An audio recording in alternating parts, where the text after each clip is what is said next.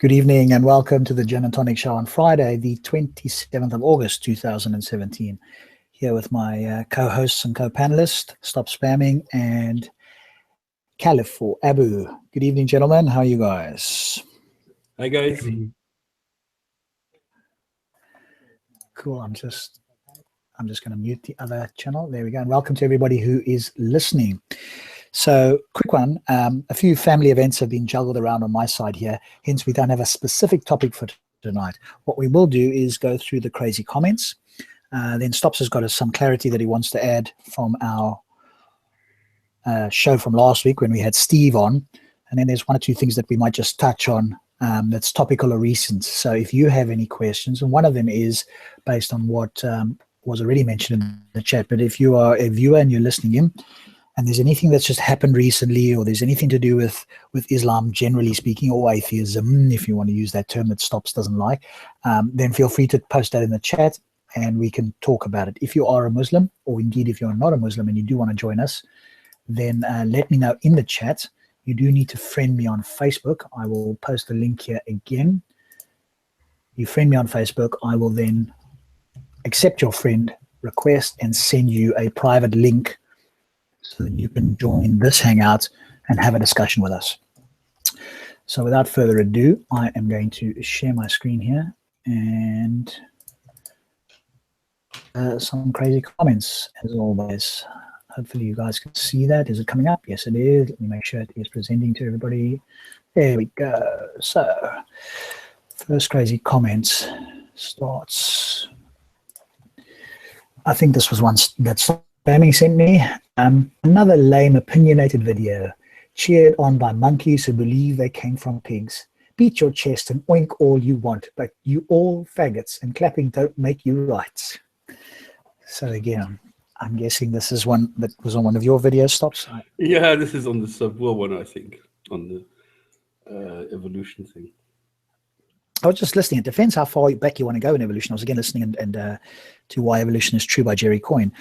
But you can trace it back to some degree, but we're all actually land-dwelling animals, obviously, which some of us know anyway, came originally from fish, and specifically for the gonads and that sort of thing. And there's many other things, but you can see some of the fish ancestry, if you want to call it that, in people today. So I believe there's gills in the evolution in the developmental stage.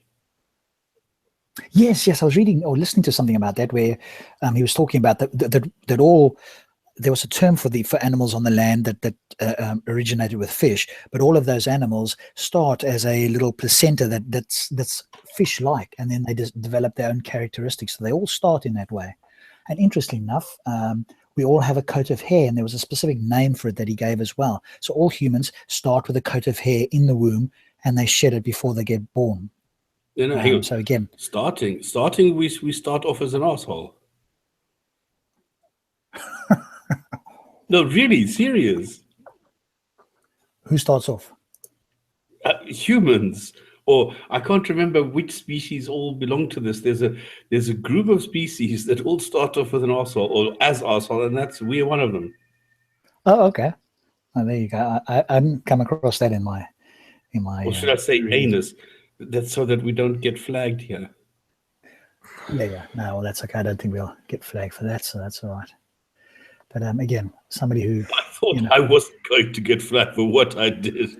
But I mean, this guy's contradicting himself in a sense, because he's cheered on by monkeys. Well, I mean, obviously, I guess monkeys do cheer, but I'm guessing what he really means is other people saying, but if he's a Muslim, then he surely believes that we didn't originate from monkeys. So that's a bit confusing as well.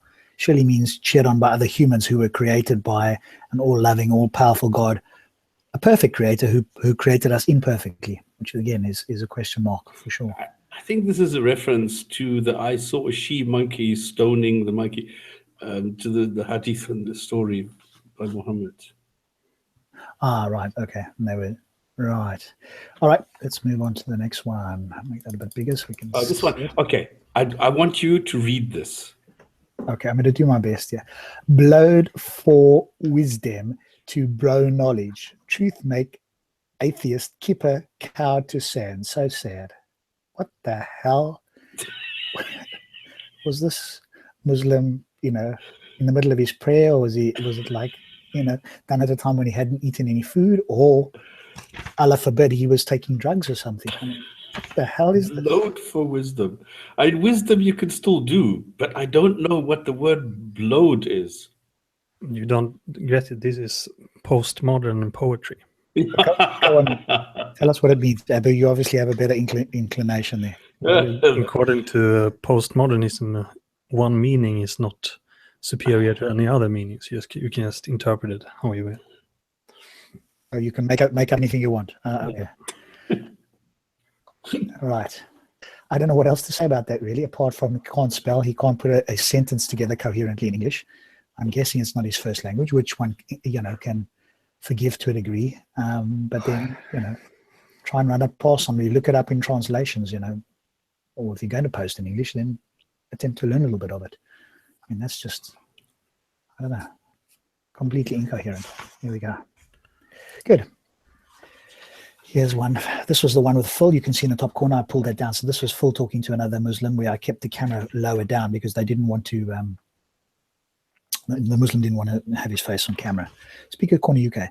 Then, brother, I'll say most of the atheists follow theories which are not yet proven, just to be in a superior position in their society. If they claim to be religious, then they'll be looked at as backwards people or uneducated, superstitious people. That's why when I ask atheists in Pakistan what is evolution, or how we came about, or even why does not exist, okay? Believe me, they are clueless, and they come up with reasoning that, because religion doesn't tell us how the universe began, or we cannot see the creator. That's why we are atheists. Well, I mean, that's part of it. Obviously, they just reject your mythical claims, and you haven't provided any good evidence or reasons. But yes, that's obviously some of the reasons that people will give. But again, most people are clueless about evolution, present company excluded, my co-panelists more than me. They are more knowledgeable than me, in other words. But the big point, and we've said it many times before here, and we'll say it again, is, are we justified in believing a scientific theory which is based on a lot of facts from a great deal of different disciplines, where the overwhelming evidence points in that direction, and all the scientists, or virtually all the scientists, agree? Are we justified in believing that? And if a Muslim or somebody says, no, we're not justified in believing that, then what is your justification? On what basis do we believe in something? Do we believe it because it makes us feel good? Because we can throw out the fitra. I mean, that's just a non-issue. Don't even bring up the fitra. I mean, that's been buried so deeply now. So in what are we justified in believing? If not the overwhelming evidence from multiple areas that point in the same direction, and which can make testable predictions. And every time we've made a prediction and we've found something that agrees with the prediction, we have not yet found anything in evolution, to my knowledge, that contradicts the main thrust of evolution. There's always talking points around the side issues, but nobody's debating, is natural selection the driving mechanism. Yes, there's other things that add to that, but so again, his view is that because they want to be in a superior position. Now, I don't think you or me or Abu or anybody else has claimed that every religious person is uneducated or backward. What I do claim is that they are not critical, or they are uncritical, let's put it that way. But there's very educated religious people. What they tend to do is segment their brain to some degree and then use their education, but then go back to superstition and myths, and they seem to not have a boundary between the two, or the boundary is there, and they don't seem to recognize. It's almost like a split personality thing. There we go. Right. Here's what's an interesting one. I made a response. Rob is an atheist, has no purpose in life. So he made a purpose by going against the plan of Allah. Allah has already mentioned your type of people. Trust me, time is ticking. And I respond, yes, I am an atheist, correct spelling, and I choose the purpose of my life rather than having it dictated to me by an invisible and mythical celestial dictator. I must be better, stronger than your Allah if I'm going against the plan of Allah. Laugh out loud. What is your mythical dictator mentioned about your type of people? Time is always ticking. Welcome to reality. Glad you could temporarily join us. Feel free to join us in the 21st century permanently at some point. And he responded, Speaker's Corner UK, correct. The plan of Allah, I guess, is working so far. Okay. Do whatever you want, but it won't work. Islam right now is increasing so fast. Allah's way of converting people to Islam is by haters' mouths. Simple as that. If you want to make a purpose, go on, no issue. But in the day of judgment, you will have no arguments or any case. Here we go. So Allah's way is converting people by the hater's mouth. So in other words, I'm guessing he's, in some way referring to us, because we are all haters, aren't we? And so people are converting. Of course, that goes completely against the evidence. But again, evidence and facts, those are not important things when you have a narrative to defend. And so, hey, if you want to believe it, that's up to you. The evidence is exactly the opposite. By the way, I had somebody, I think it was on Twitter or something like that, that wanted to claim that the Pew Research has this. This is, because I quoted the Pew Research about 60 million or 66 million unaffiliated people by the year 2050, according to Pew.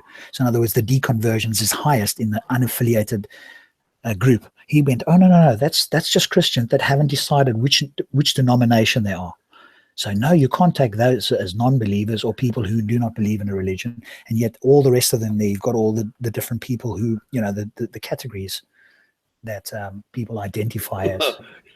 You have to adjust reality somehow. There you go. And studies, these mythical studies have said that these non-affiliated are actually Christians, or whatever he said about them. I think he was a Christian, so clearly they had to be Christians. They couldn't be Muslims or Hindus or somebody else, so they had to be Christians, but they just weren't forthcoming in what denomination they were. I'm going, okay, buddy, you can believe whatever you want. Same with this sort of thing. Moving on. Another one of yours or mine, I don't know. I discussed atheist tic-tac besmirched light of truth. Okay. And I'm not going to bother with this fella. I think he's completely incoherent. I discussed atheist. I don't know what tic-tac means. Besmirch the light of truth. So Tactic. Tactic, sorry. I see it the other way. Tactic. Tic-tac. Yeah, tactic. So, okay. So he's discussed, let me translate it, I guess. He's discussed it with atheists because our tactic is to besmirch the light of truth. Isn't that ironical? I mean, the irony is not lost on me there. Good. Let's move on. Okay, here's a long one. I think this was towards me.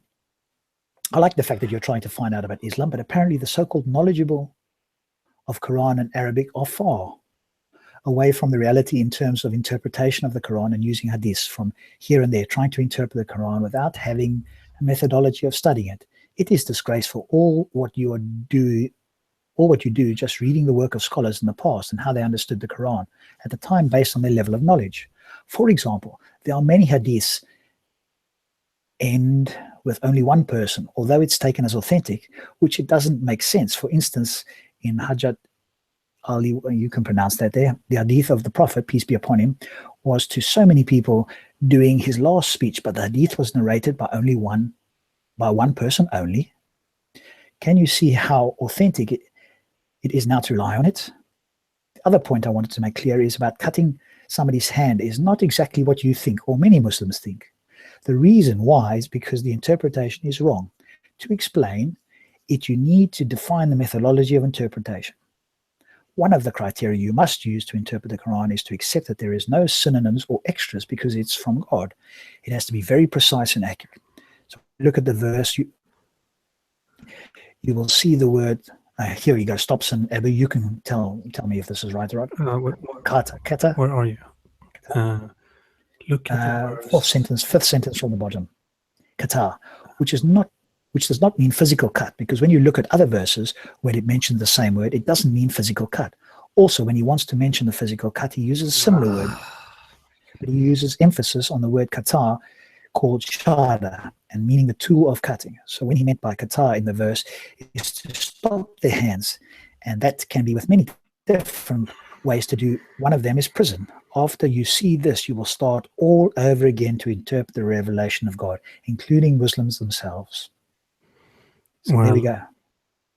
This person is a bit like the kind of mental gymnastics that Mr. Saracen I guess that this is a similar guy. Yeah, but This is what I did in my video earlier this week, where I showed exactly what they're doing. What's that? I published a video 2 days ago, I think, where I showed what's his face, Hijab, and some other guy, how they are commenting on the miracles of the Quran according to Zakir Naik and Bukhaism, or Bukhaism, or whatever he calls it. And they brought out a half-hour video, and I commented on that one. Yes, that's right. If you've got it and it hasn't been banned or something hasn't happened to it, stops. We laugh about Not it. yet. Not yet. I was going to say, do post the link in the chat for people to go and watch it. I think most people, and subscribe to Speaker's Corner Analyzed if you haven't already. Starts done some great work in deconstructing. No. This has nothing to do with Speaker's Corner. This is on my Quran claims. What is it called? Quran claims and reality. Oh, okay. We'll post a link for that channel, so anybody who's watching this who wants to go and watch some of the videos can do it. I mean, it's always better to have more subscribers. Because I go and do all the claims around what is happening in the Quran. Like what I did was who was Bukhay, who was Haman, because there I went pretty deep and I put all that stuff up. Okay, cool. Awesome. All right, moving on. Now, I don't know if this is yours or mine, Stops. Same fella there. You sound like a gay guy who is upset because don't like puffs. I mean, a gay guy who doesn't like puffs. I mean, that's like contradictory. That's a good way. And it's not us, just by interest sake. We don't have a problem with, homosexuals, etc. It's you guys that have a problem, as in Muslims that have a problem with it. So not only is that statement contradictory, but it's completely the opposite way around. What is a poof? So a poof is like somebody that's like a derogatory term for a gay person. So you say, you poof. That's like no poof does. Yeah, that's another way of saying it. Yeah, so somebody says, "Hey, you're a poof." That's like, "Hey, that's like a derogatory term from years ago, in some countries anyway, where that would be seen as very unpleasant, like saying nigger or something like that to a gay person. I thought he meant proofs. No. But sound like a gay guy who's upset you don't like poofs is obviously like contradictory, because I suppose a gay guy could, but I mean, then his whole worldview be a bit contradictory. It's like you and I going, we don't like heterosexuals. We're upset with heterosexuals. I mean, that's a bit contradictory if you are one. But, I love this. And then his nickname is In Your Face. It's entertaining, if nothing else. Yes, In Your Face, yeah, with the Batman logo. And another one. This video, this is Stops' one. This video is crap. And you, Irish infidel, won't last long. Come to Hyde Park, then talk like a man. So stop playing bitch online. So I don't know which video that was. Everybody's going to come to that rationalizer. No, because Stops puts a little like a little red A in some of his videos, and the Irish infidel used to, because the A is obviously a symbol for atheism or something like that. Yeah, but who is Irish infidel? Is that rationalizer? No. He's another critic of Islam. If you look him up, there's a channel where you have all the Michael Nugent videos. Okay. I thought there was some, because I've seen a couple of critical of Tortoise and other people. So there are some critical videos that relate to Islam as well. But there you go. So it won't last long if you don't come to Hyde Park. It's like Hyde Park is like the place to be. Whereas, of course, most of the intelligent people on Earth are not at Hyde Park. Like, they're online, they're in other countries, and myself included. Us going to Hyde Park do not, show the intelligence of humans. That's for sure. We're all pretty ignorant there. Occasionally, somebody like Phil will come along who's like a shining light on a particular topic, or more than one topic, but one in particular. But that's rare. I mean, most people come there, including myself. We're not particularly experts in anything, so I don't think Hyde Park is the place. Yeah, but they see this as being manly if you come there in person. This is more direct in your face, and I think this is something where they say, well, you can stand, where you want, and if you're hiding behind your computer, behind your keyboard, then that's it. But now, if you need to stand there and argue, then it's a totally different story. They have been told that. They believe this. And I asked them, okay, what argument do you think I'm going to come up with when I'm standing in Hyde Park, other than when I'm sitting here? What's the difference? You know, this is, Then when you the whole thing, this is Rhodos, here you jump. It's stupid. and then when you go to a Hyde Park, they will say, "Go back to South Africa. What you doing here?" Exactly. So Well, in my case, except that I have a British passport, so that wouldn't work on me, but it could work on other people. But again, you're right in a sense, and I think, you know, some Muslims, again, not all, I've got to be clear anyway that I'm not talking about all, but there's some Muslims that still in the ancient sort of Iron Age mentality that you've got to have a battle. And so because they can't have a physical battle, I mean, if there were no consequences, these people would want to fight us left, right, and center physically. But because they can't do that, so they see Hyde Park as the intellectual battleground. And that's huge inverted commas. But this argument is not like, even like, one of the major newspapers in one of the Scandinavian countries spent a lot of money on some kind of propaganda video that says, "Oh, it's why, like, everybody that hides behind the keyboard is a troll. So therefore, you should read our newspaper because our newspaper is dying because it's an like 19th century invention." So blah blah blah. So they use that kind of psychological. Yes, of course, tricks demonize your interlocutors because your medium. And most people don't trust the mainstream media anymore. I mean, the trust for the mainstream media has gone through the floor. BBC, Fox, whoever it is, any of the mainstream, most people don't trust them that are keen and interested in this. They kind of listen to the headlines and then they go and look at alternative media, whichever is your version of that. But of course, because the mainstream media is taking a huge hit in viewership and everything else, so now they hit out. Everybody else is a troll or it's fake news or whatever, and only they somehow have got the proper news. And of course, they keep getting exposed as well. And so, you know, there's just no trust there. So your Irish newspaper or whatever is doing the same thing. Nobody's interested in those people. They know that they're either left or right, you know, conservative or liberal or far right or far left. And so they won't do honest news stories. They won't correct themselves if they're wrong. So, you know, people just don't trust them. It's a bit like in the Catholic Church wanted to have a monopoly on interpreting the Bible, for example. In the same way, the mainstream media want monopoly on interpreting news and things like that. Yeah, because if you can do that, only we can decipher this. The problem now is that more and more people are using the internet. More people, I think, are becoming literate, are inquisitive, are trying to find out, are learning more things. And so the days where you could control the masses in the same way in the old days, where, you know, you had an authority figure, be it the news, the government, you know, the religious institutions, people go, okay, yeah, they must know what they're talking about. They're the experts. Nowadays, people don't accept that anymore. Well, some of us don't anyway. But I think more and more people are getting like that. They don't accept what is coming from, you know, institutions as gospel truth, quote unquote. And so, you know, they're looking around for it. So, you know, the internet, critical thinking, curiosity is going to be the death of all these things that want to have an authoritarian type of approach. And especially if the facts don't follow, you know, if you investigate and the facts are not there, then, you know, that's not going to be good for them. Although they're not gonna give it up without a fight. So, no.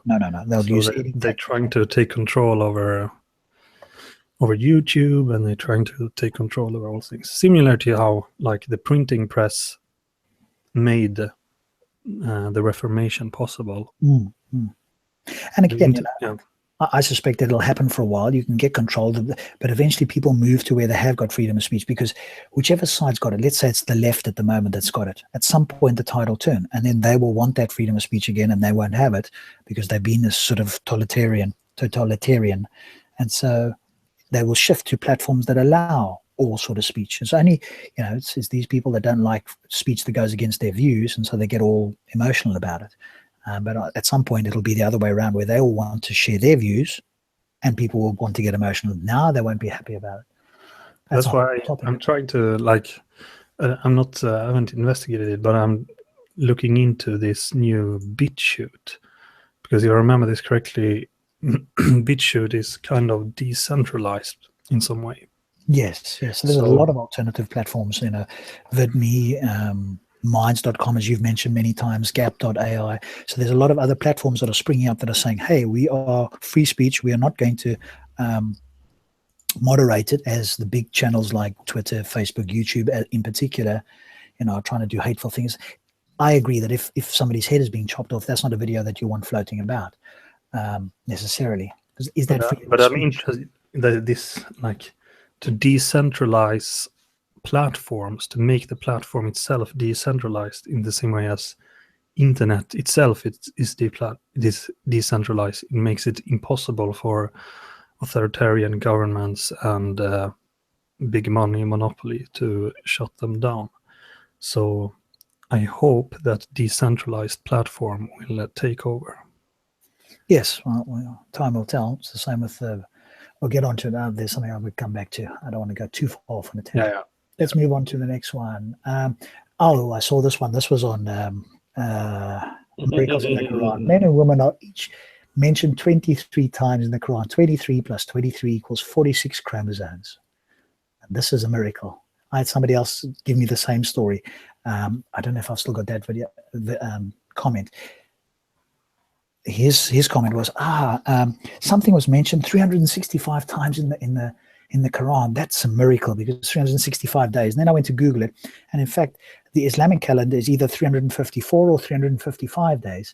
So I did respond to him and send him the link and said, well, if it is 365, well, that's wrong then. You're taking the Gregorian calendar, which is not the Islamic calendar. So presumably you think that the Islamic calendar is wrong, or the miracle in the Quran is wrong. One of the two. And of course, I didn't get a response on that one. But these it's wrong, by the way. All these counts are wrong. This is this Yüksel claim. He runs around with this 300. Day is mentioned 365 times in the Quran, and it's not. Because as soon as you start counting and you take a look at what is day in the Quran, then you're already lost. Because are you counting 2 days as 1 day or 2 days? And is day shift going to be counted as day or not? So you start running into problems there because they get very selective to get to this 365. So if you count them, they don't work. Men and women, I've heard this so many times, men and women are each mentioned 23 or mentioned in equal time and therefore they have equal rights. No, first of all, they're not. And if you repeat 23 times men are above women, then they're both mentioned 23 times or equal times, but it doesn't give them equal rights. Yeah. And presumably, if that being the case, then non-believers should be superior to believers because they mention a lot more often. It's so childish. I think this means that this guy has 23 Y chromosomes. Yeah, probably. Yeah. I mean, it's just comical, isn't it? We look at it today and like the mindset is just like hundreds of years in the past. It's just, it's comical. Anyway, got to have it every now and again. Here's another one. Mind blown. Even as Muslims, many of us do not understand the miracles Allah beholds in both the Quran, okay, that's a spelling, and in day-to-day life. On top of that, how Islam is truly based upon truth and will always be the truth. And then he goes into another saying there, brother, for posting this video. So obviously, I'm not sure what video it was on. Again, it might have been this miracles. I think it was this Abbas, numerical miracles or mathematical miracles, running around with that book that you and I talked about, Stops. Maybe we'll talk a little bit about that when I'm finished the comments here, because that you've done it before, I know, but it's worth, because they keep bringing the same thing up every time. Let's make this. Here's a Zakir Naik one. Now this comment was on the channel with Hijab and his buddy talking about Zakir Naik. So this was, I'm guessing it's a Muslim as well. This is the one that I critiqued then, yeah. Yeah. If you go and watch that video, there's actually a lot of Muslims critiquing Hijab and his buddy for critiquing Zakir Naik, who they think is just wonderful, and these guys shouldn't be critiquing him.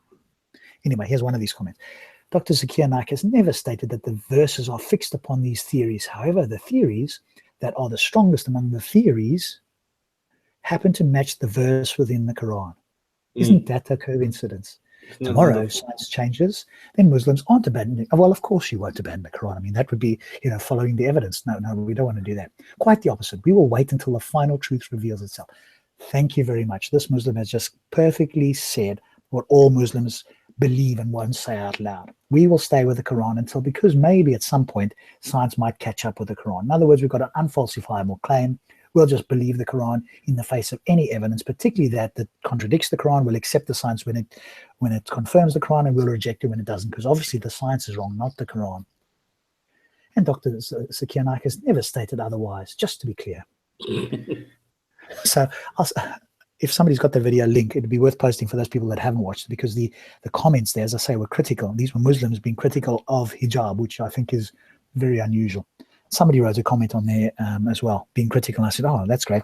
First time I've seen a Muslim be critical of another Muslim. And then there was a whole trail after that.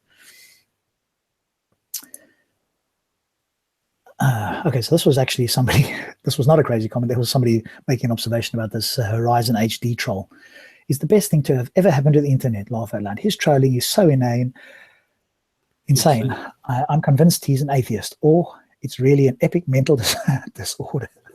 So there we go. I think there's one more. Yeah, this was today. I think this is directed at all of us, guys. You old pensioner panelists need to get a hobby. Stop playing golf or hiking. Start playing golf, or hiking, because you guys are absolute fools. You lie so much that you've started to believe your own foolishness. I feel sorry for you, old rags like you. Well, I'm touched that he feels for us. There we go. I think that's the last one. Yep. Oh, this is interesting. I'll just bring this up as a side note. This is just completely off the topic, but it's something that I had here and that was given to me by somebody in a group that I'm in. So this is the numbers when polled of the main philosophers around the world who accept the various positions. So on free will, you've got compatibilism, libertarianism, or no free will. And so you've got, these are the percentage when they polled all the different philosophers. So you get an idea. Only 12% believe we've got no free will at all, which is interesting. The majority is compatibilism. I don't know what the other is. And then there's libertarianism. Now I'm guessing libertarianism is mostly theists. And then theism or atheism. So atheism is by far the highest in all philosophers. Then you get obviously William Lane Craig and his ilk, and then I don't know what others, agnostic, I guess. So right. Just interesting. But it would be interesting to see over time. My guess is that it's like they Max Tegmark, he liked to poll what interpretation of quantum mechanics that is most favorable among theoretical physicists, and he can see that the Copenhagen interpretation decreases and Hugh Everett's interpretation increases slowly. So my guess is that the compatibilist side will decrease over time and the no free will increase. Yes, that's quite possible as well, isn't it? Although the compatibilism, they seem to like that for some reason. And there's very, very smart, Daniel Dennett's obviously one, but I picked up Shelley Keegan and others who are compatibilists. And I was listening because these are very smart people. And I'm like, okay, convince me. And when I've listened to them, I just haven't been convinced that they're talking about the same thing. And so... No, I think they're making mental gymnastics. Yeah. There are some attempt to what do you call it, contrastialism or something. You know what I'm talking about? Contrastialism. Contrast. Okay. No, like in contrast. Yeah, like you make contrasting. So like a person with no prefrontal cortex, if you have a tumor in your prefrontal cortex, then compared to someone with a fully functioning brain, that person have more free will. But I think that is just, then you're just going around the fact that even the prefrontal cortex follow exact physical laws. So I think all the compatibilists do is they just make mental gymnastics. Yeah, I agree. Cool. So that's all the crazy comments. I did want both of you to comment. I know you've done it before, Stops and Abu, but I wanted you to comment on these. And you've done it in videos and so forth, but maybe everybody's not watched it, and you can obviously, speak more freely and openly and go into it a little bit more. But on these numeric miracles, from your experience, where have they come from? I mean, was it a Muslim? Was it Was it Westerners, or who came up with this idea of these either mathematical or numerical miracles in the Quran? I don't know the history of it, but in general, like people with like schizotypal people like to find these kind of hidden patterns. So like there's one thing, if you look at your hands in Arabic letters, So it the is 81. Yeah, you have the 81 and the 18, and the 18 plus 81 is what is it, 99? 99 names. Yeah, and that is 99 names of Allah. So they find these patterns everywhere. But of course, if you're looking for patterns, and like you can always find things out. What is interesting is not whether you can find these random patterns. What is interesting if you can make falsifiable claims that you can test. Yes, or you can predict them ahead of time and be very precise. And I don't even know if they exist in old scholars too. I haven't seen this. The earliest I've seen this is with Khalifa, 1972. Oh, okay. I don't recall anyone before that. Aboud, have you seen anything before that? Excuse me? Well, Have you seen any numeric claim or any pattern-seeking claims in the Quran, like before the 70s? I don't know, but it would surprise me if no one had, like this. As I said, schizotypal people love that kind of. But I have no examples before that, from before then. No, I don't know, but it would surprise me if no one during the earliest centuries. There must have been schizotypal people even back then. But Ghazali or Ibn Sina, I have not seen them refer to this at all. No, I don't. I can't remember. It's probably a modern thing, isn't it? By the way, there's a question in there for both of you, because you know better than me. Is Quran 489 referring to apostasy or treachery? Obviously, we need to bring up 489 so we can just check what it says. It's both. It's the same thing. Oh, is it? Okay, there we go. It's when they leave, then you need to. Oh, I can't. Oh, Jesus, I forgot. I'm tired. When they turn their backs, then. Okay, we won't keep.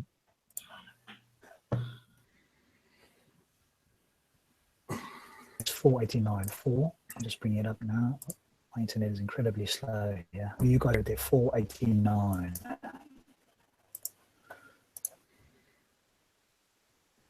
Apostasy or treachery. I mean, it could be both, or it could be interpreted. I'm guessing there's. I wonder from an Islamic point of view if there's much of a difference between apostasy and treachery. It does say that you should kill those who turn their backs on you, because it is treachery. It's treason, because in Islam, treason, treachery, and apostasy is the same thing.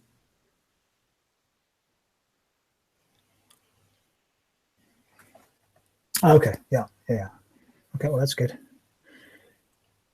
Cool. I'm just looking here. Oh, I thought you were going to bring up the sentence. Okay, I can't. The internet's just going so slowly. I'm trying to. If it's Surah 489, for some reason my. Never mind a free speech country. Get a good internet country. Yeah. Where I am out in the countryside now, literally out in the countryside. I'm nowhere near. I was going to go to Speaker's Corner this Sunday, and unfortunately some family events have transpired that I've had to cancel my train ticket, which is not really what I wanted. Right, go to verse number 89. Okay, here we go. 489. Right, let's just make that a bit bigger and share the screen there. Oh, yeah, share the screen. So there we go, 489. They wish you would disbelieve as they disbelieve, so you would be alike. So do not take from among them allies until they emigrate for the cause of Allah. Turn away, then seize them and kill them wherever you find them, and take not from among them any ally or helper. Exactly. So That doesn't sound like apostasy, though, does it? No, this is. But if they turn away, this is. But if they turn their sounds more backs on like you, this is treachery, isn't the one that I know.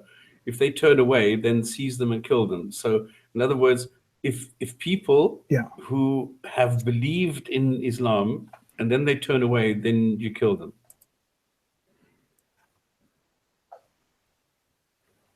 Okay, I'm with you.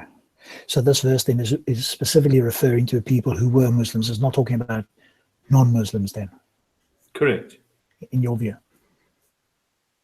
Okay. Until they emigrate for the cause of Allah. And then, if they then turn away, in other words, leave Allah again, then seize them and kill them. Gotcha. Okay. So there's the answer to your question. Whoever asked that. It is Peace. apostasy, but sort of treachery as well, but mostly towards apostasy. Say again. So can you guys share with me, why do you think this numerical or mathematical miracles is so appealing to some people? Now, again, Abbas is not a completely ignorant. Okay, but hang on. Abbas is not a completely ignorant, completely stupid Muslim. He's not. He can speak articulately. He can obviously, if you didn't know, if he said I was a Hindu, whatever, we wouldn't go, oh, you're a complete idiot. So he's not an idiot by any stretch. So why do you guys think that somebody like Abbas is so convinced that the mathematical and numerical miracles are so convincing to him, or should be so convincing? Okay, can I try? This is like a kind of cognitive bias that exists in most people. You should remember, like, if your brain has decided that something is true, it's it's easy to find evidence for, or like it's like when like a particle like to decay into a lower energy state. In the same way, the brain likes to find evidence in the things that we already hold to be true. Confirmation bias. Yeah, so this exists in pretty much all people. But as I said before, like if you're but why do you think the numerical miracle is so convincing? When you and I and Stops look at this, well, presumably we think similarly. I mean, obviously give your views, but when I look at this, let's put it that way, I see post-hoc reason is a set of patterns, mathematical numbers, patterns, whatever. They're not actual numbers, are they? So what they're doing is they're counting. So they're using the concept of mathematics to count certain things. Presumably, this is all random in the sense that there's no specific like holy number. And if there were, how do you show that it's a holy number? But let's assume, because they're random numbers. So they go and look at this. They look at this, and that video that you talked about, Stops, and you were 100% correct, of course. And so was the person who was debating Abbas. Abbas goes, hey, you know what? It's amazing. In the second surah of the Quran, in the middle, what was the point about the middle, Stops? There was something about saying this verse in the middle. There's the word middle. Says this guy Abbas. That's right. Yes. So in the middle verse. Mm-hmm. I was going to, but continue. I will ask the question later. Okay. So he said something about, in this middle verse, it says the word middle. This is miraculous. And it turns out, of course, as Stops has pointed out, and so did the person who was speaking to him, there's 286 verses. Now, if you divide that by 2, you get 143. But 286 verses, what's the middle verse there? There is no middle verse. You would need 285 or 287. Then you could take a middle verse. Now, when this person points this out to Abbas, his response is, are you really going to argue that? Are you really going to argue that it's not the middle verse? He didn't understand. I mean, he really did not understand. Well, of course it's not the middle verse. I know, no, it was like, I think in his mind, he was probably dividing by 2. That was like the middle for him. He couldn't comprehend that, in fact, you need an odd number to have a middle verse. I was like, yeah, and of course you wonderfully I don't know if that video of yours is still up, but you wonderfully pointed out how you need an odd number in order to have a middle verse. Otherwise, there is no middle. There's one on each side of, quote, the middle. So the middle would be a gap, in other words. There'd be no verse there. But if you divided it into 3 parts, the sentence into 3 parts, you can take the middle of the sentence. But, okay, but this Abbas guy, do you know him? Yeah. Personally? Yes, well, I've spoken to him once or twice. Well, not as in like a buddy, once or twice at Speaker's Corner, and obviously he's phoned in on LBC radio, and he's phoned into Majid Nawaz, who Can you had a kind of describe conversation his there. personality? What's his like? So he's very talkative, total believer. Like I say, he's definitely not a stupid person, in the sense that when you speak to this person, he seems like a relatively articulate, educated person. And I'm saying that from putting aside Islam for a moment. If you just spoke to the man, if you didn't hear him, if you didn't see him, and he didn't say he was and have some of these beliefs around miracles and all that sort of stuff, you'd be going, okay, this guy is an articulate person I can speak to. And so he's very passionate about it as well, and just thinks the miracles and the numeric and mathematical miracles are overwhelming. I mean, for him, you don't need anything else. This proves the Quran is from God. It cannot be any other way. And so he goes around doing that. But what I noticed as well, carry on. Does he, except for the things that has to do directly with the religion, do you believe in any like conspiracy theories or anything like that? Probably. Does he believe in any? If you know that, like, does he talk about any like conspiracy theories? I don't know. No, apart from non-believers maybe interpreting things incorrectly. Islamophobe is a favorite word of his. Who, like a Tommy Robinson or whoever, who are ardent critics of Islam. Well, they're all Islamophobe. If that's a conspiracy, then I don't know. But I don't know. I don't remember him speaking specifically about a sort of some kind of conspiracy. No. But I think I was right. I wouldn't be surprised to hear him talk about 9/11 and JFK and Moon and things like that. I mean, it's very hard, but I'm trying to. Have you seen him in a video? I mean, I can try and find a video for you. In fact, again, a shout out to UWAT8. He's got a video of this. He's got a long video where he's going into this rather amusingly. It's all good. I'm going to post it for you here. Here it is. And if you're in the chat, go and watch this. Give me a few minutes and I will. Okay. I will come back with an analysis. You have a look at that. Cool. Okay, go for it. So, yeah, from your point of view, Stops, I mean, you and I'm guessing you think that this is all sort of, they're looking back, but why do you think Muslims find, and particularly somebody like Abbas, who's not your run-of-the-mill, uneducated, ignorant Muslim, feeling? I think there's there's highly intelligent people who are looking at pareidolia and in this what Shermer calls patternicity. And they enjoy that. They see confirmation that if you see a tree which is bending over, or a rock or something which loosely resembles a guy prostrating, then for them this is confirmation. There you go. It says in the Quran that God has made even the rocks prostrate towards him. There you go. There's a rock that obviously does exactly that. If you then go and see, is it in the direction of Mecca? Well, no, not really. It's crazy. Like a guy said to me, it's serious.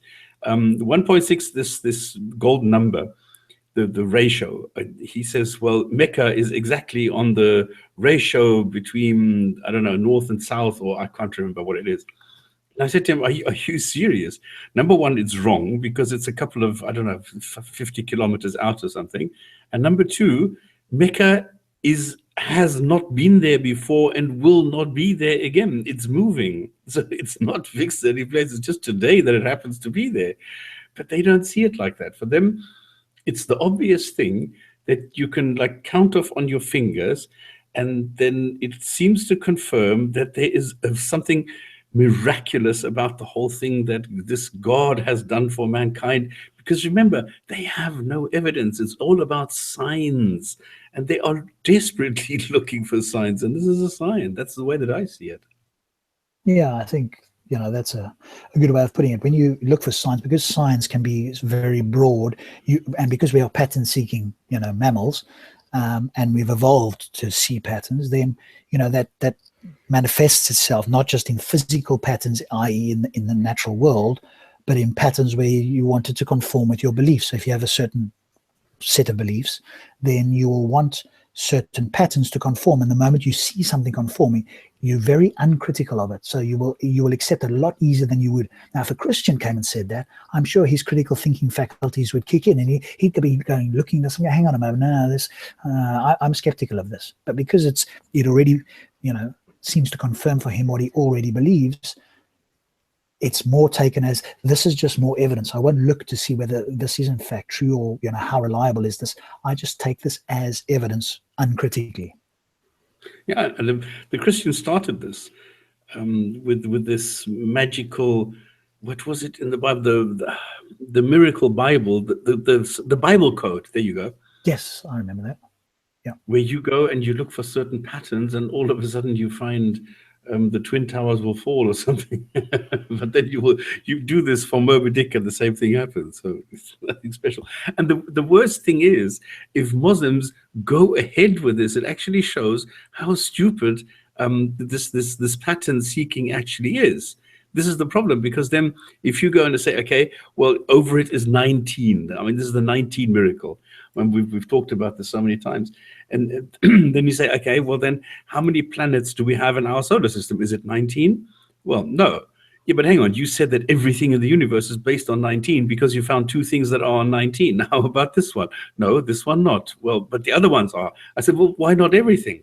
Why not this one? And if you look at the Quran, why is then, I mean, like what Abbas was saying, what Hijab was saying, that, for example, you have this ring pattern, this U-shaped pattern in the Quran in the second paragraph, in the 7th chapter, where the first paragraph corresponds with the last one, and so on and so forth until you get to the middle, and there you have this miraculous sentence with the word "mill" in it.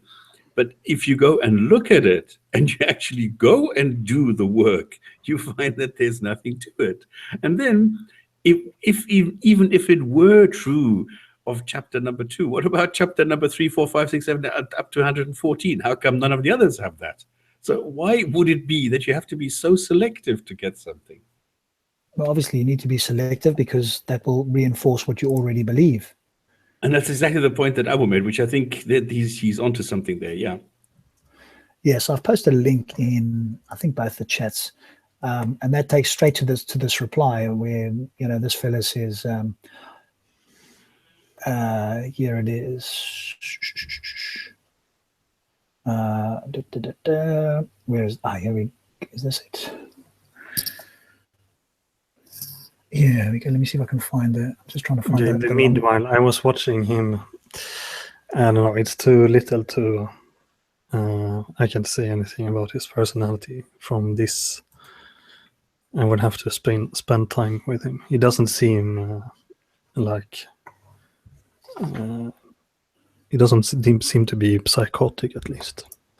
No, that's what I've said. I mean, you have to read a bit more. I want to bring this one up here now. So here is some of these comments. Hysterical. He is very much into this. I think he is actually a dangerous person, because he doesn't stop. He gets very deep into this and gets very excited. Yes, exactly. Yeah, maybe. So here was the original quote on this basic thing. I mean, this was on, okay, this was a different video. Sorry, this was Bob the Builder talking to various, so this is this Christian fellow who seems fairly articulate, seems to know some of the Quran, etc. And he's got all these Muslims around him. And again, this was talking about, I think there were numeric miracles in this as well. And here was this guy's response. Where is he? Quranic mathematical numerical miracles, completely unpersuasive. 50% wishing to bolster the chances. Exactly. And then he said to me, "Oh, a speaker's corner, numbers don't lie." I responded, "People who are naturally pattern seeking do make mistakes about the inferences they draw from numbers. If people want to find patterns of numbers, this is not difficult to do and proves nothing except a bias towards them making them fit their preconceived idea." And then he responded, "Then produce mathematical miracles from the Bible or any other book similar to the patterns of the Quran. You can't, because the Quran is the only divine book." Oh, you know what? I am God. How many planets are there? How many planets are there? Here we go. And then I performed. There are 9 planets, aren't there? 8. I'm just giving 8 planets. 8.5. And then I gave him this one, by the way. And here are astonishing patterns of sevens in Genesis. Yeah, exactly. Yeah, The and you number find of the same thing in the words. Quran now. 7. The number of letters equals 28. 7 times 4 is 28. The first 3 Hebrew words translated in the beginning of God have 14 letters. 7 times 2. I mean, this is miraculous. There's sevens just everywhere. And of course, 7 is a godly number, isn't it? There's 7 days of the week, etc. So, and then his Rob, have you response seen was, the debunk, my debunk of the 19 miracle? I don't think so. If you've got it, post us a link. I'll definitely watch it. Okay, what I'll quickly do is I'll just quickly give you a miracle that people have come up with. 19 miracle. Here we go. Yes, Okay, before you do that, I just want to read this. He responded to me, obviously, when I showed him these 2 patterns in nature and patterns in Genesis. I said produce patterns similar to the ones in the Quran, not any random patterns. Of course, the Quran hasn't got random patterns, has it? The patterns in the Quran has meanings. For example, Allah says in the Quran, he created Jesus like Adam. Jesus and Adam were both mentioned in the Quran 25 times each. The word day in the Quran is mentioned, here we go, is mentioned 365 times. Month is mentioned 12 times. The ratio of the word land to sea, the ratio of the word land to word sea in the Quran is 29% and 71%, which is exactly accurate to the ratio of land and sea on earth. There are many other examples such as these that I've provided you, but you will never find such things in the Bible or any other book. Annoying when you have global warming and the sea levels rises. Yeah, so there we go. I mean, this is just unbelievably. Oh, on this browser, I can't screen share. Shit. Oh dear. How do I do this? Paste it in This the is a chat. family-friendly show. Yeah, Paste it in the all our chat. family. I need to read this to you. Okay, this is very quick. The date of the attack of the 9/11 bomber thing is 9/11, which is 9 plus 1 plus 1 equals 1/1. September 11th is the 254th day of the year. 2 plus 5 plus 4 equals 1/1. After September 11th, there are 111 days left to the end of the year.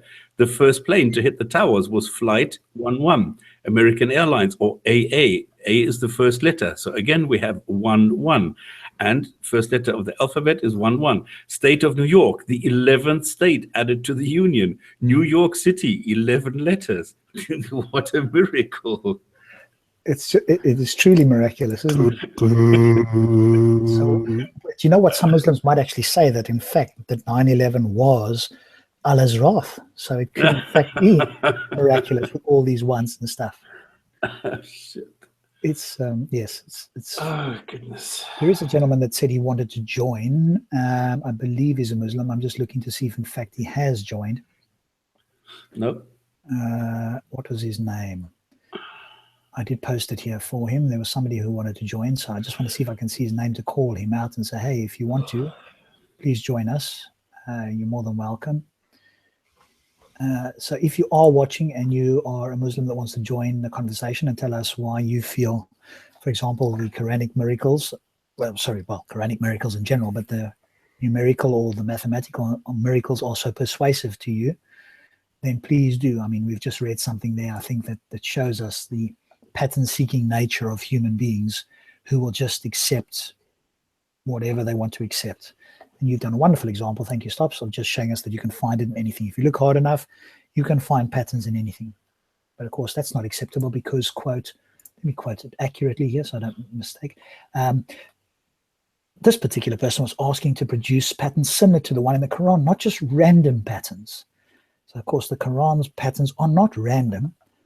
They must be ordered patterns. Well, patterns by definition are some form of order, aren't they? So I guess what he means is not just picking up random things, but there's just so many things here that are random. Anyway, so if you are watching and you want to join us, then please do so. At the moment, we are just talking about the so-called mathematical or numerical miracles in the Quran and why they are so persuasive. And I think we've all come to the conclusion, generally speaking, that we are pattern-seeking people who want to find things that match our beliefs. And once we do, then we're quite happy to accept that as further, quote, evidence. There was a comment here that somebody put down in the comment here, which was, what where's this gentleman's comments? Yeah, I'm just trying to find it now. Talking about, somebody asked me about what a website. So please, again, if you want to know what website, then ask me again. I'm not sure what website you're talking about. Somebody asked me, Rob, what website? I'm not sure. Sorry, I'm just reading a few of the comments here just to see if I can see it. One of the other things that somebody was saying here is that this is becoming a common tactic now, is you're a hate preacher when you're critical of Islam. So somebody like, and not that I agree with him on most things, but somebody like Jay Smith, or his acolytes now there, or even this Bob the Builder type fella. So anybody who criticizes, presumably we're all Islamophobes here as well. Look at Sarah. The dad got so out of hand, he can't even come there anymore. Yes, which is, crazy, isn't it? I mean, he's got a family and stuff, so it's easy for us to say, yeah, Sarah, come down, we'll look after you. But, if somebody wants to get at somebody else. No way. He's doing exactly the right thing. Yeah, I mean, if somebody wants to get to you physically, they'll make a plan, and some Muslims are crazy enough to, hurt other Muslims as long as they get to their target. That's just because they're going to heaven anyway, so if they happen to do it. We have Muslims threatening violence. How surprising. Yes, that's what somebody was saying. So if you want to join us, I'm not sure how much longer. Some of my co-panelists here are very, very tired, so I'm not sure how much longer. If anybody's got any questions that you'd like to address, now's your time. Let me just quickly clarify something that came up last week, where I wasn't. Yes. I didn't really want this, but people have asked me, why don't you come clean? Why don't you say what it is that you want to say? Why are you pussyfooting around? And I thought, hang on, guys, I thought I was very clear, but it seems I was not. Okay, so I'm seeing this wrong. And this is this topic that we had where I was very surprised by the way that Steve came across. I just want to explain this with you. Those are the two things very quickly. One is this thing with atheism, and Rob quite rightly pointed out, not only do I not like this word, I hate it, and I think it's totally ridiculous and stupid, because there is no ism in atheism or whatever.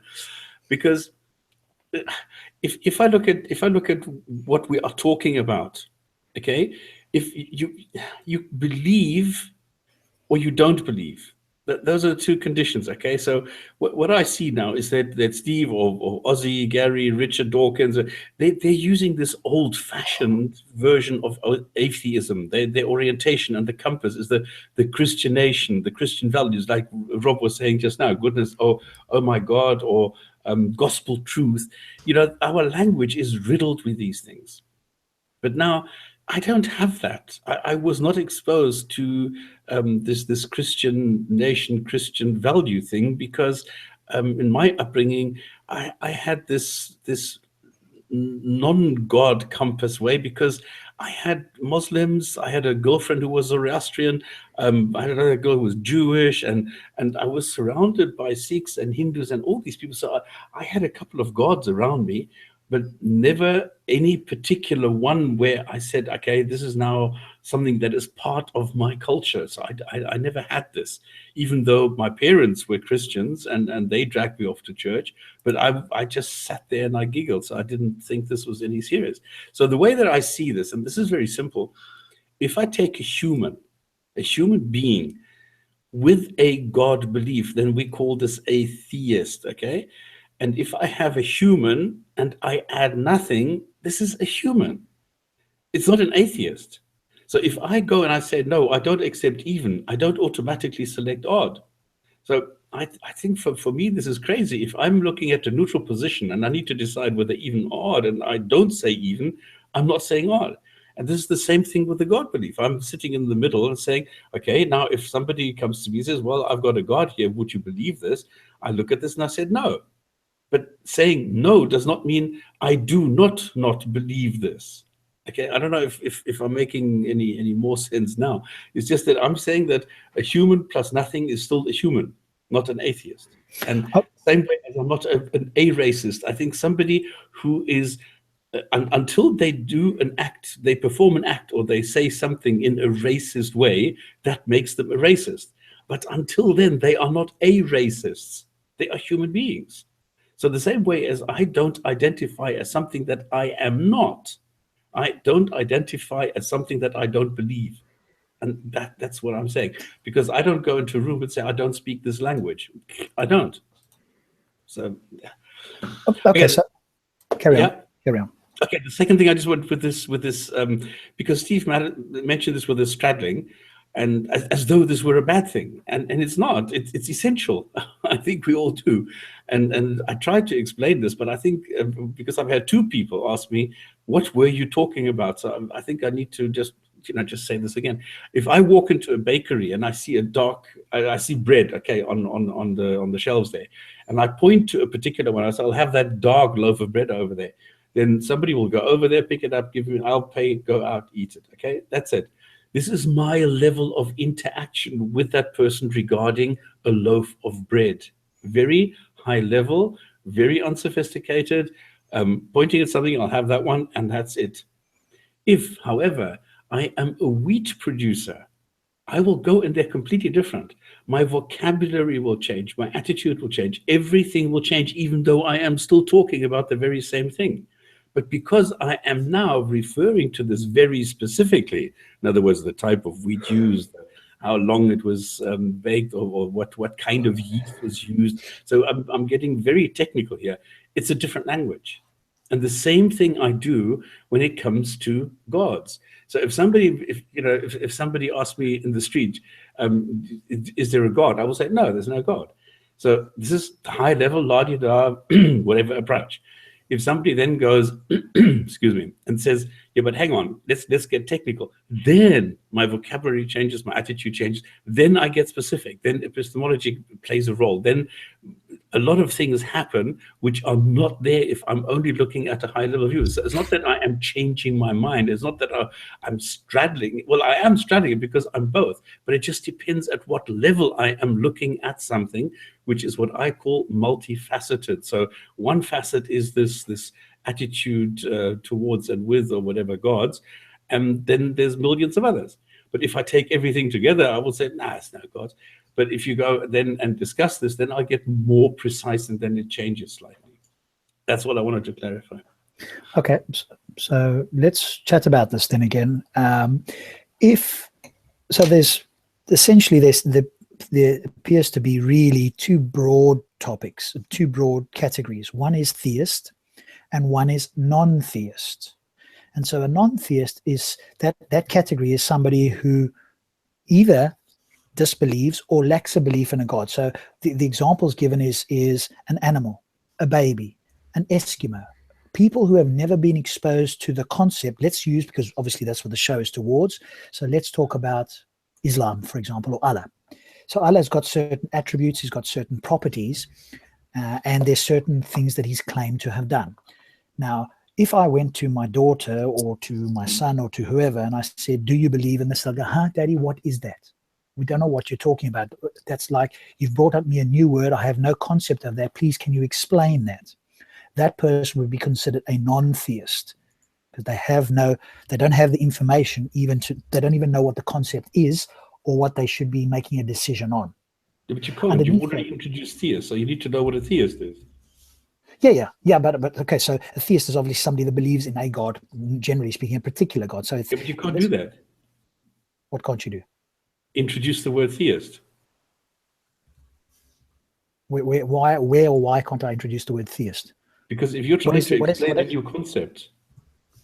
Okay, what is a theist though? It's because there's two broad categories. That's why I say a theist is somebody who believes in God. So in our case, a theist more specifically would be a Muslim who believes in Allah. If I went to a young child or, and let's say you can't speak to an animal, but an animal would be a non-theist. They would have no concept of what that is. So if you say to them, do you believe in Allah? This is where I disagree. Okay. Okay. If you go and ask a child or somebody that's never heard of it, do you believe in Allah? They will go, huh? What are you talking about? I don't know what that is. Yep. Presumably there are people in the world, I know children obviously, but adults as well, who have never heard the concept Allah. They are not an atheist. They're also not an agnostic, are they? So they could be agnostic, but they don't have any information. So you bring a term, you bring a concept, you bring a claim, a proposition to them. You say, do you believe in X? Allah in this case. And they go, I don't know what that concept is. They would fall under non-theist. Exactly. Because they won't have the information to make a decision. But Exactly. you, me, This makes them what? It makes them a child. So if you go to a child and say, "Are you a communist child?" He'll just give you a blank stare and say, "No, I'm a child." And that's exactly my point. This is where I'm coming from. Okay, and atheism is a more specific version of non-theism. In other words, it's a subcategory of non-theism, which is you stops have been presented with the proposition Allah exists. You are fairly aware of the attributes, the characteristics, to whatever degree they have been explained to you or to me or to Abu, and some of the things this Allah is claimed to have done. So you now have more information. You are no longer a non-theist because you've now been presented with presumably enough information to make a decision as to whether you believe that or you don't believe it. That's why I had a problem with Steve, because he said I'm agnostic. But when I pressed him a little bit closer and I said, well, what about the theistic gods? Then he went, no, I'm an atheist. So my view is that once you've been presented with enough information, you are now in a position to make a decision. And whatever that decision is, it's still a belief. You either believe a God exists or you do not believe a God exists. How can a non-belief be a belief? Because you've been presented with some information and you are rejecting that information as being information that will... yeah, but I'm not taking on a belief. I'm rejecting the information. I absolutely agree with you. But that puts me back into my default position of being a human being. Yeah, but the moment you reject something, you then believe it's not true. Until more evidence came to light. But with the evidence that you have, based on what you've been told about Allah, what you've read, you've understood, etc., you do not believe Allah exists. Go back to the bubble gum. If somebody says to me it's even, and I reject that, I'm not saying it's odd. Okay, but you do not believe that it's even, correct? No. Okay, they've presented you some evidence, because remember what a theist is doing. A theist is saying the gumballs are even. Right. And my reasons for the gumballs being even is I dreamt it, somebody's told me, he's whispered in my ear, I read it in a book. Yeah. He's given you those three pieces of information. He says to you, the gumballs are even. Yeah. What do you say? Based on that three pieces of information. I am neutral. I am in the middle. I do not know. I'm not taking a position it's not even, and I'm not taking a position it's not odd, or it is odd, or it is even. I'm not taking a position. Okay, but at the moment you are rejecting the fact that it's even based on the information he's given you. No, I'm rejecting the claim. Okay, but how's that different? How's that different? I'm not taking on a position if I am rejecting a claim of something. You're not taking on a position when you reject a claim. You have a belief about it, though. Remember, we're talking about beliefs. No, this is exactly what I'm trying to say. No, I am not. I do not hold a belief. If somebody says to me it's even, and I will say, nah, I don't buy that. I am not taking on a belief of anything. I'm not saying it's odd or even. There is no opinion whatsoever. Okay, but then that's why if somebody says, I believe it's even, and I say, I don't think so, this is not a belief in itself. I'm just rejecting the claim that it is even without taking on a position. Okay, but I think that's what Steve tried to explain, is that you can't do that. I mean, you can say you're doing that, but in normal philosophical language, which is where this is all based on, to whatever degree. I don't care. Okay, I'm doing it. I didn't know that I can't do that. Nobody told me that I can't do it, so I'm doing it. Okay, but now you are aware. So are you still gonna? But because if you do what you're doing, then you're an agnostic. You're going, hey, I'm not making a decision either way. Then you'd have to consider yourself an agnostic. Okay, I don't understand the word agnostic then. We had this the last time as well. For me, agnostic is about knowledge, and I can't know it, so nobody can know it. So we're all agnostic, so we might as well, trash the word. Okay, but the difference is agnostic is the umbrella term, and atheism falls underneath agnostic. So for me, I would say I do not believe that the God that the Muslims have presented me exists. Now, do I know that he exists, doesn't exist? No, I do not believe it. So I do not believe, because I've been presented with certain information, and I reject that information as being, so I do not believe that. But the difference is I don't know that he doesn't exist. I just believe he does not exist based on the information I've been given. Now, you appear to be the same to some degree. but then you also sort of step back, and that's where I still have the confusion with you. You step back and then say, no, I'm not taking on the belief. I'm not disbelieving, or you think that disbelieving is not a belief. Disbelieving is a belief. That's why I said disbelief is the wrong word. So you believe God does not exist, then, or you believe that the God, with the evidence that you've been presented with, Allah does not exist. No, I don't believe the claim. I do not find the claim convincing. Okay, so do you believe that Allah exists, or do you not believe that? I do not believe that. Okay, and so when you say I don't believe something, you do not consider that a belief? No. Okay. All right. I think we will always have that disagreement then, I guess. Yeah, because I don't know. I see people doing this. Because I think but I think you're going, okay, I'm going to reject all philosophy in the way that it's normally been talked about, and I stops. I'm going to have my own way of talking about it, which of course you can do, no problem with that. But then it's going to cause confusion with everybody else that has got a general understanding of these terms.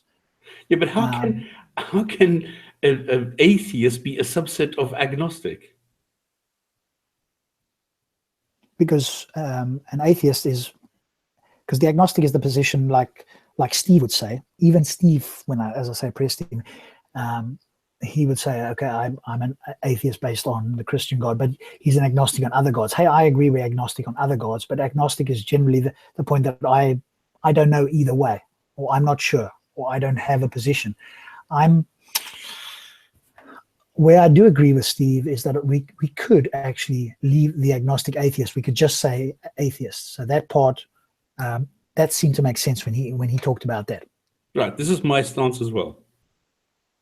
Okay. Yeah, I agree. So if we throw away the word agnostic and you're an atheist, that label entails beliefs. Well, I don't call myself. That's why I hate the word atheist. That's why I totally hate the word atheism. I don't call myself. I will at some stage bow to peer pressure and say, okay, yeah, sure, I'm an atheist, because then it saves me all the hassle of having to explain it. But even then, a lot of people say, but because you see, this is the problem. This is why I call it old-fashioned, because then you get the strong and weak and blah, blah, blah, whatever type of atheism, which is bullshit. There is no such thing. You don't have strong and weak atheism. Either you believe God exists or you don't. Finished. End of story. You can't be strong or weak or whatever. And this is where I say, no, I am taking a very, very definite point where I am saying, no, I do not find the claims convincing, and that is it. I'm the human being plus the nothing. There is no God in my life. There is no tooth fairy. There is no Santa, and that is it. Maybe I should get Ozzy on again if I can and ask him to chat with us about this, and you could have that conversation. I mean, obviously you can say what you're saying, and maybe he could share with you why what you're saying is, you're entitled to say it, but it's not recognized by anybody, generally speaking. So you've got a very unique position where you're using words that most people wouldn't understand in the same way that you're talking about it. So normally when people talk about certain things, we generally agree on some terms, and you appear to be saying, no, I don't agree with those terms. I'm going to use these words and these things, and I don't care what the rest of you guys think. Baggage. This is why I call this old-fashioned, because they have baggage attached to these words, which are based on this Christian concept, which I don't have. Okay, but I mean, I guess it either started with or before theism. I don't know if it started in the Greek times. I'm not that an expert on history, so maybe that atheism predated theism or theism predated atheism. I don't know. But is the main reason you don't want to say I do not believe in a God is because then you'll be asked to give reasons why? Is that your main concern? No, the main concern is I find it dishonest. In what way? Well, I've just said it. If I say no, it's not even, I'm not saying it's odd. Okay, so if somebody says, like myself, that I do not believe that Allah exists, you think that's a dishonest position? Yes. So what should I say to make it honest then? I don't know. And no, in your world, I mean, what? I don't know. I do not know. I have no like real reason to know something about any God. Number one, because it's not defined. And number two, I've never seen one, heard one, or no one has ever demonstrated a God to me. I have not been able in any way to detect a God. So that's very easy. So I have no knowledge of any God. So I'm not going to pretend I do. The second thing is, I don't even believe this thing exists because I've seen no evidence for it. There's no reason to believe that this thing exists. And that's it. So I'm completely neutral. If somebody brings evidence, then I'll say, okay, cool. Yeah, I believe it. Okay, but you in the words, as I listened to them, I repeated it back in my head. You said, I don't believe that this God exists. No, I don't. Okay, I don't believe the claim that a God exists. No, sorry. No, this is now you're confusing me. I'm not trying to, honestly. I reject the claims regarding the existence of the God, and by not believing that this God exists, this in itself is not a God. It is not a belief. So TDS Dave, who's also quite a smart man in the chat, is saying spam kind of sounds like agnosticism. Yeah, I've heard this before, yeah. Dave, maybe you can just remind us what agnosticism is. So obviously, there's the claim a God exists or a God does not exist. Those are the two mutually exclusive. It can only be one of those two. So that's the claim. And then there's the belief about the claim. The belief is, I believe a God does not exist, or I believe a God does exist, or I don't know. Okay, I've just called this up because I've had this before, and this makes a lot of sense because agnosticism claims that knowledge, this is from Wikipedia, claims that knowledge regarding the reality of God is altogether unprofitable. The idea is directly contested by the mainstream teachings of monotheistic religions such as Judaism, Christianity, Islam, Baha'i, and so on. It is the idea that every theological position assumes too much about the concept of God and other theological concepts, including, but not limited to, concepts of faith, spirituality, heaven, hell, afterlife, damnation, and so on and so forth. So this was coined in the 60s, and it is theological non-cognitivism or similar, although whether the agnostic says every theological position assumes too much about the concept of God. Okay, I'm not really that. I'm just saying that the simple idea that a belief that is being rejected results in a belief as such is false. Okay, but if I ask you the question, what do you believe about Allah? Nothing. Okay, that's not possible, though.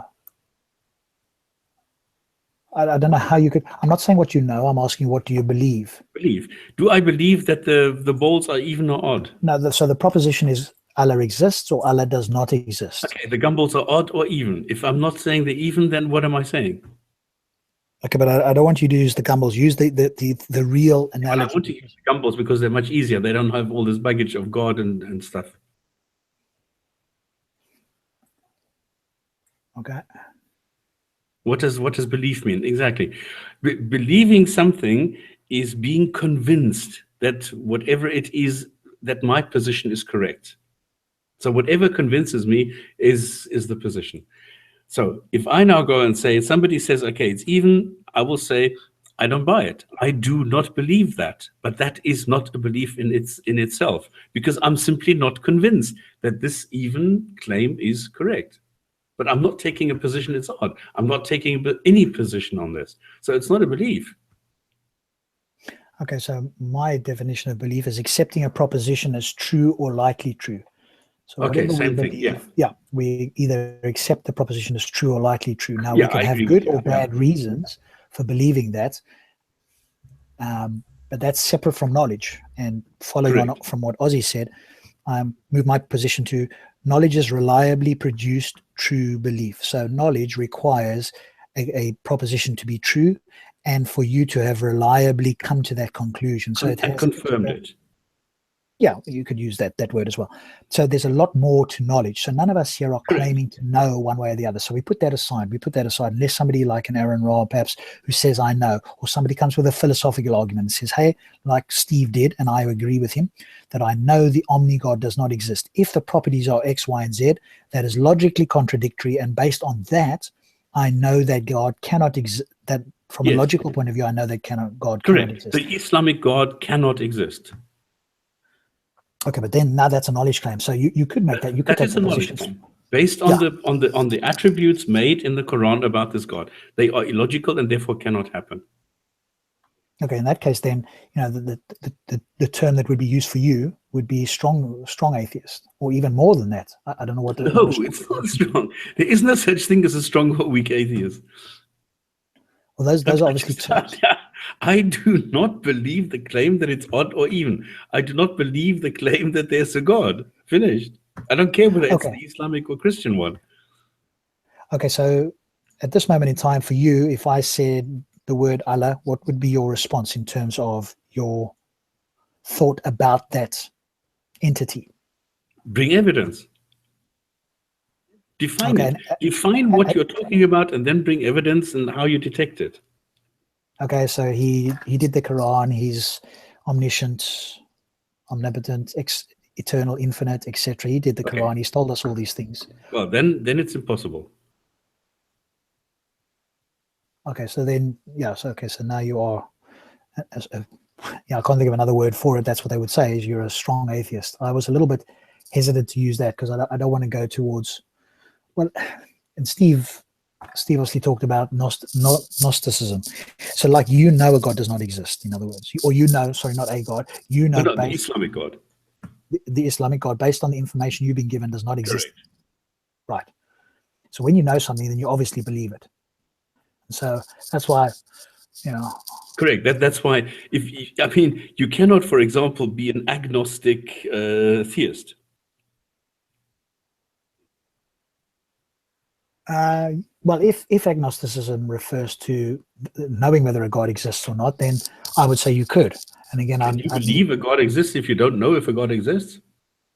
Well, sure. I mean, we all believe things that we don't know. All of us, right? Okay, you're right. No, I take that back. You've just convinced me of that one. That is possible. Yeah, I always thought, but now I thought about this a bit more. It's true. This is possible because you can say I believe it, but I'm not 100% sure. Yeah. All right. Yeah. This one, anybody that came to me and said that I know God exists would have a tremendous amount of, the burden of proof would be, in my world, overwhelming. No, it's emotional. And they could not say to me, hey, I've had a personal experience or personal testimony, especially based on the argument from Stephen Law, which those two routes from a supernatural point of view to you, or not easily open to you, you would have a tremendous burden of proof. But if you said, like most Muslims or theists say, I believe a God, when they understand the terms, they would say, I believe a God exists and here's the reasons why. You and I would evaluate that and we go, based on those reasons, we do not believe that your God exists as you have explained it to me. Unconvincing. Say again? Yeah, you can say that, unconvincing. So we've rejected the claim, but at the same time, we don't believe that God exists based on what they've said, which is what you've kind of agreed to. Yes. And Steve says, there was a Jewish woman who calls herself an agnostic Jew. I think you responded to her Quran defense video once. Possible. But yes, I agree. This is possible. This is possible that somebody says, yes, I believe it, but I don't know. I believe that the number of gumballs in this machine is even or odd, but I don't know it for sure until we count it. Yeah, okay, that's possible. Yes. Oh, Leslie Hazelton. Oh, God, that's a... Leslie Hazelton. Oh, you might know her. Abby, you've been very quiet. You went away there. Did you want to add anything in? No. I mean, I didn't want to hog this now. I just wanted to just give a rundown and just explain it again so that people understand that it's not that I'm unclear about this.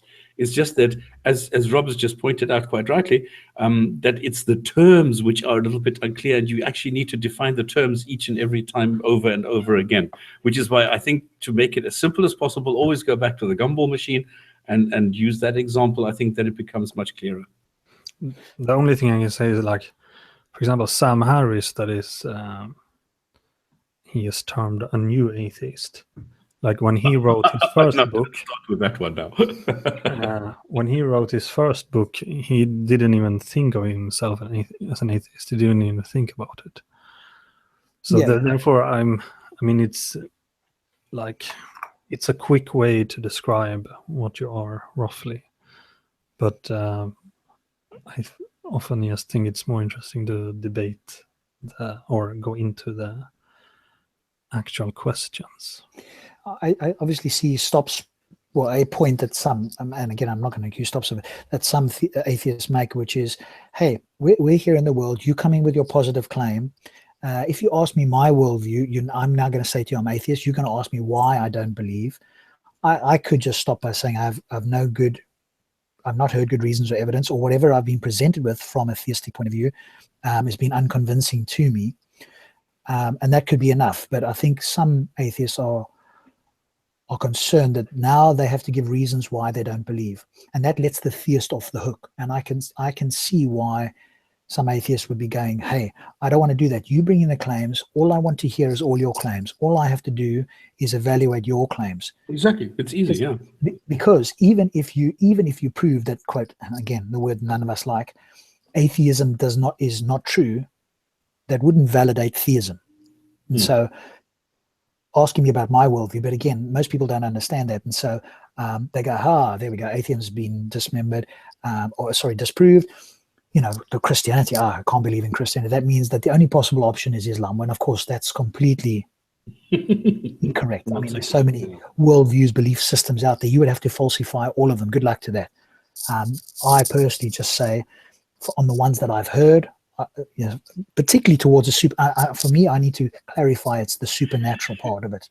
The God part of it. Rob, quickly before it goes away, Pentecostal is a Santa Clausophobic racist.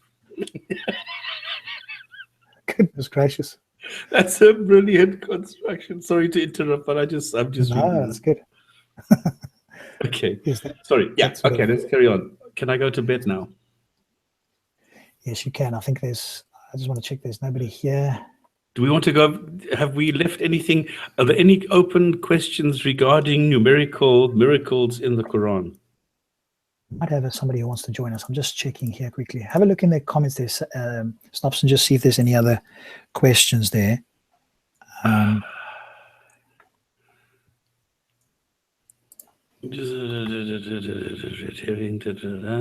What was in the past? Steve is agnostic on the Bigfoot claim.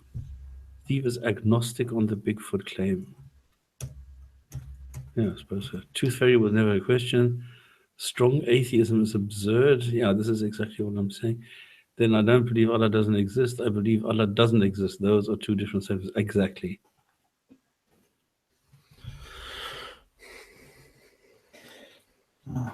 Stop is undiluted. Stop needs to stop. Oh, okay, that's a good one. You just don't believe it. Amen. Jesus is God. I know. Exactly. Is that Pentecostal saying that? Of course. What do you think? Tooth fairy keeps me atheist, and there's definite proof for the tooth fairy. Our teeth fall out. There you go. Nailed that one. Yeah. Aaron, I don't think we'll have you on the show again. This is just an observation. It's not an ad hominem. You're the great example of an absolute fundamentalist. You don't know the arguments.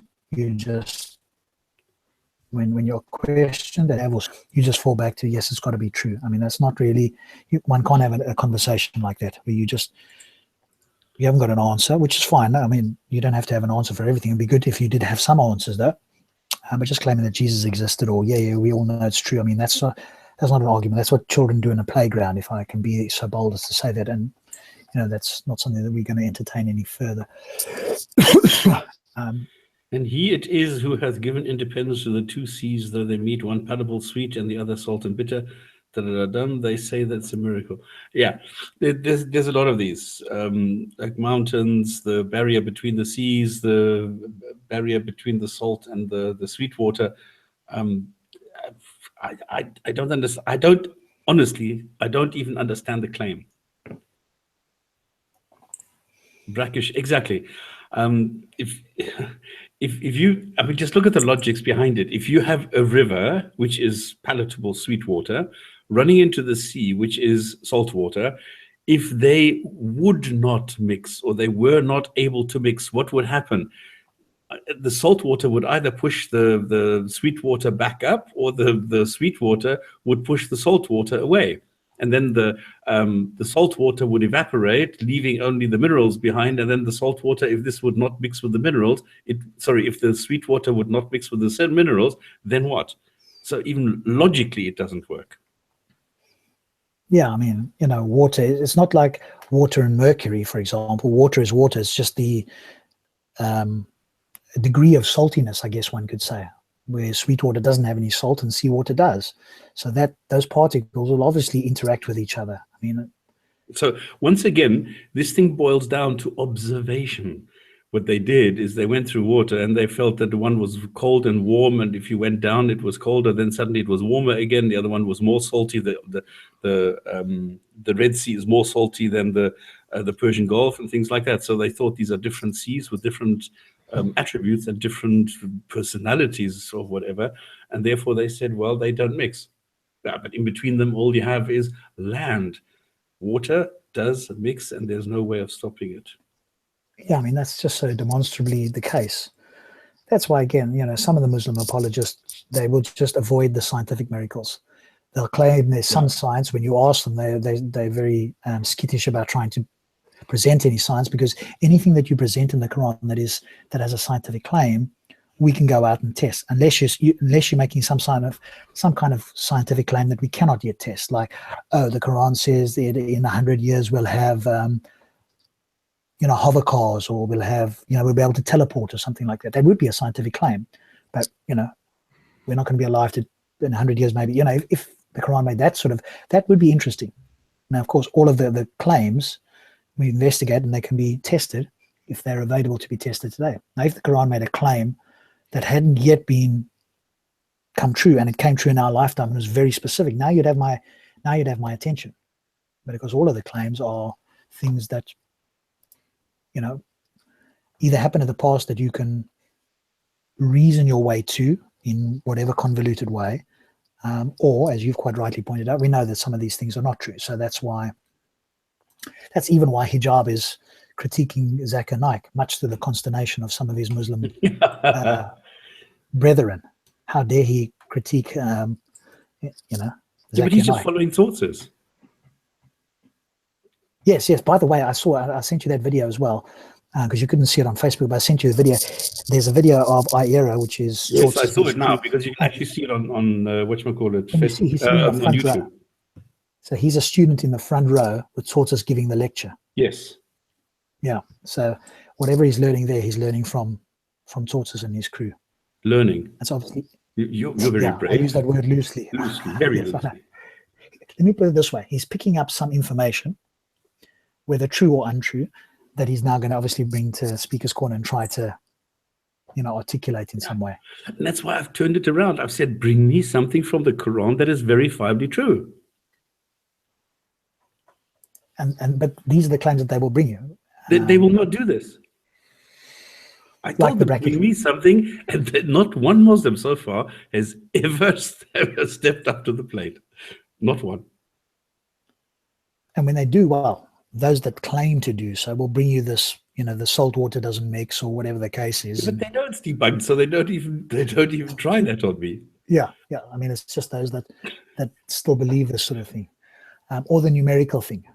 Because, hey, if you count some of these things, it may well be that what they're saying is true if you can, as you say, twist some of the words and so forth. So the miracle things, they can go, hang on a moment, you've interpreted wrong. My interpretation is correct. Here it does say that there's 365 times in the Quran it says the word. No. The Quran does not claim that.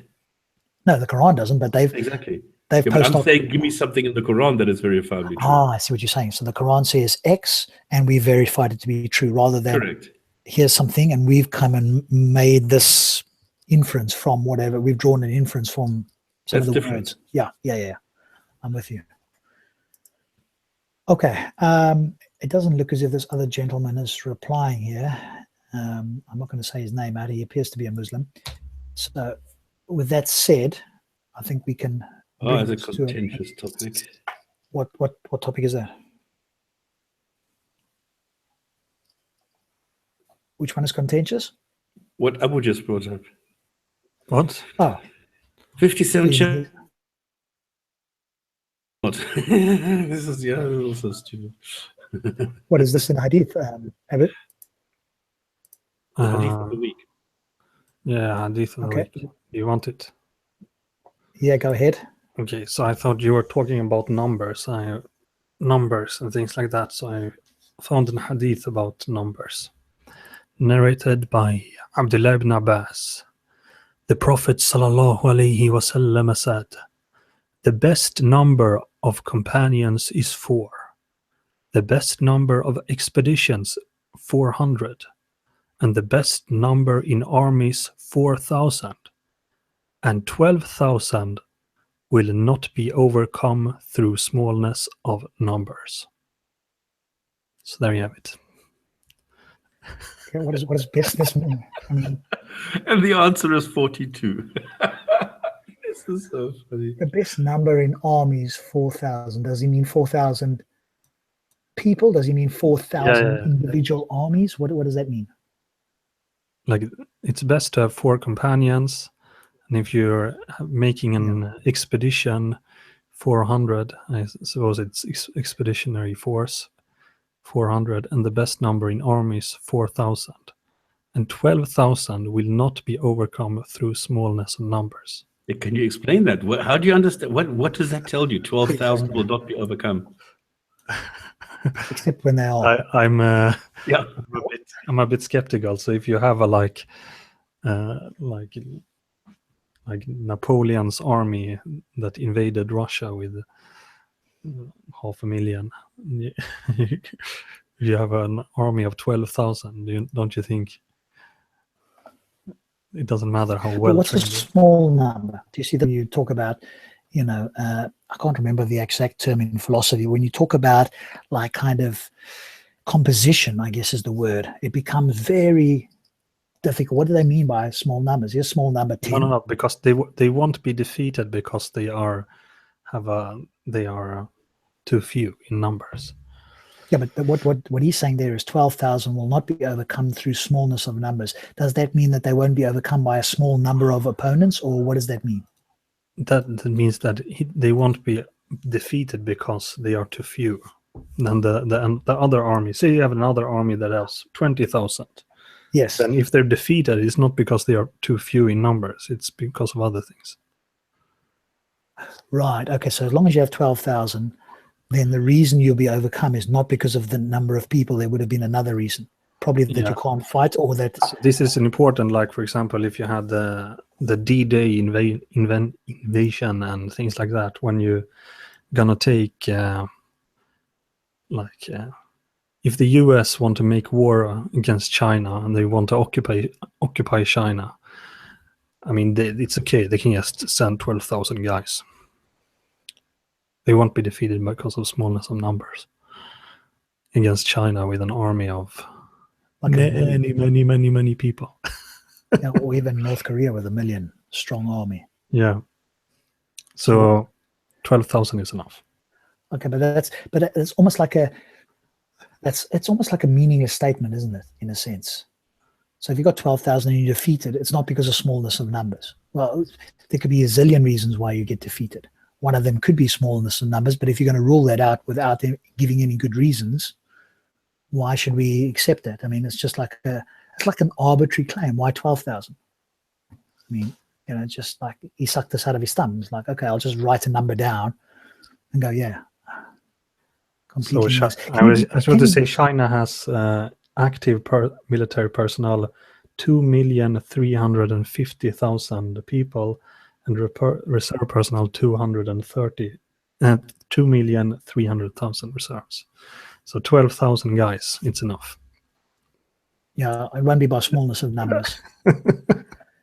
I mean, literally, 1 million people could fight and defeat 12,000 with their bare hands just by numbers. That the 12,000 would get tired of trying to kill people, slashing, and they would get tired and be defeated just because of they haven't got enough breath left to hack and slash. If they have a lot of ammunition, maybe it's possible.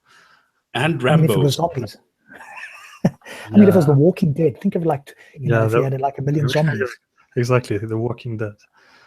I mean, if you had 1 million zombies, even the 300 at Thermopylae, the Trojans would have eventually got tired of having to hack and slash, and eventually they're going to get through. Yeah, but they were not 12,000. No, they were only 300. So there you go. So does that mean the 300 are more powerful than the 12,000? But this is not the question. You're not talking about a zombie army armed with only teeth and claws. Now you're talking about any army here. So if you want to invade China with a total number of over 4 million soldiers armed with various kinds of... But here's the thing as well, Abu, it doesn't matter, because if they get slain in battle, they're going to heaven. So that's like a greater gift. Yeah, but that's not the point of a hadith. No, They won't be defeated because of smallness. But I mean, I would be cautious of going into an army of 12,000 if I was facing 1 million. I'd be going, okay, this is certain death. Why would I? Yeah, but don't worry, because the Prophet says it's not because of smallness of numbers. Okay, but it's because of vastness of numbers on the other side. Can you bring up that other hadith that you had there that Stops was saying, the controversial one? No, this is the one. Oh, was that it? With the numbers? No, I just I just saw the heading which said this is the hadith on jihad. Ah, okay, right. Okay, it doesn't look like anybody is going to join us, and I don't see any last interesting comments there. So on that note, gentlemen, thank you so much for joining us this evening. Can I go to bed now? You can.